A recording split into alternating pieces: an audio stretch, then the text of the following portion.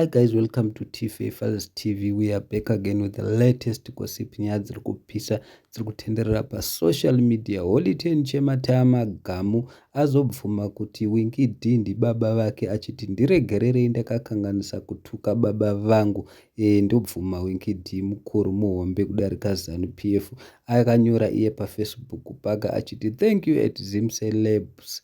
And thank you to everyone that supports me. I know I have put you through a hard time, but thank you for being a patient. I now realize that a good music prevails, a bad character can kill talent, and that drama is not necessary. Ndakura and thank you. Hanzi ndakura ndakuzviziva kuti kungoita zvimadhirama zvina nebasa rose zvinokonzeresa kuti munhu adonhe asabudirire sekutuka kwandaita vaWinky D. Adedzera kuti ndakura ndichazviita. Asi vazukuru vambuya nenda vataura zvinhu zvakawanda zvakasiyana siyana. Aripo mumwe munhu akati iye just right kuti fighting Winky D kills career. Mumwe munhu akati iye especially fighting our father who art in vigilance.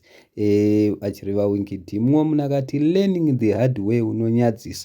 Wakangodii kuzvidzidza kudhara kuti kutuka vahombe hazviite. You have to have respect. Mumwe munhu akati in other way he is saying sorry to vaWinky D. Mumwe munhu akati it's too late boy wakatokanganisa hatidzokeri kumashure. Mumwe munhu akati at least wakura don't compare yourself nema elders. It's so rude to respect them. Humble yourself. Nongoziva mega. Holy10 didn't want to humble himself. Aidedzera kuti muhombe kuna Winky D akataura zvinhu zvakawanda zvakasiyana siyana. Madezi acho achisapota ZANU-PF achidedzera kuti iye haasi kuda kuimba navaWinky D, hana kuimba navaWinky D. He was forced. Munongoziva vega vane ngoma yainakidza zvisingaite yavakaimba vese. Holy10 akatsika kuramba kuti haisi ngoma yake akaimba asingazivi akaimbiswa. Winky D akatora zvake ngoma akazvidlira ega mari.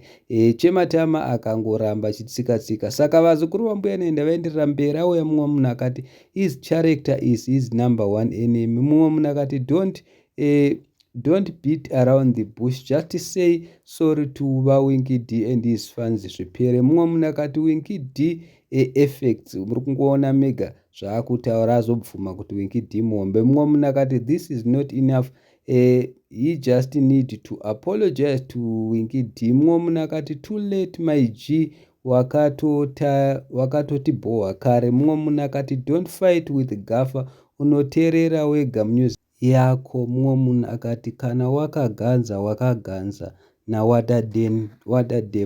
Mumwe munhu akati he has to apologize to Winky D and cut ties with the ZANU-PF. Mumwe munhu akati kusvika aita Winky D sorry otherwise imboko. Mumwe munhu akati just say fight Winky D kills talent. Mumwe munhu akati tikagara let's agree kuti Chematama anogona kuimba.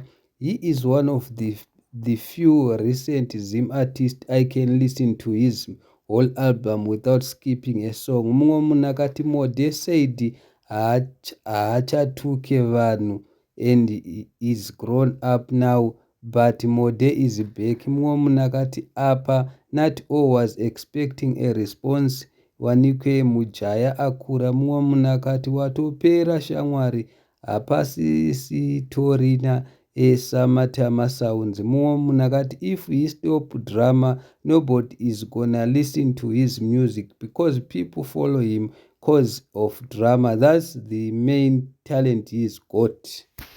So guys, handisi kuti munoti kudii nazvo, asi mazvinzwira mega zvataurwa naHoly10 nevazukuru vambuya nanda. Munongoziva mega kuti Holy10 akambotrenda for wrong reasons achituka Winky D, achiramba ngoma dzaWinky D, achidedzera kuti iye anomira neZANU-PF. Ipapo ndopaakabva akonzeresa talende rake rakabva rapera. Vanhu vakamudza kuti iwe resiyana neZANU-PF, siyana nekutukanana naWinky D, but nezvi auya zvake achitenderera hana kuda kuzonanga kuti vaWinky D ndokumbira ruregerero, asi ndopane nyaya yacho. Ipapo vazukuru vambuya nenda varingoti wangodii ngokumbira ruregerero zvakanaka. Thank you so much. Don't forget to subscribe.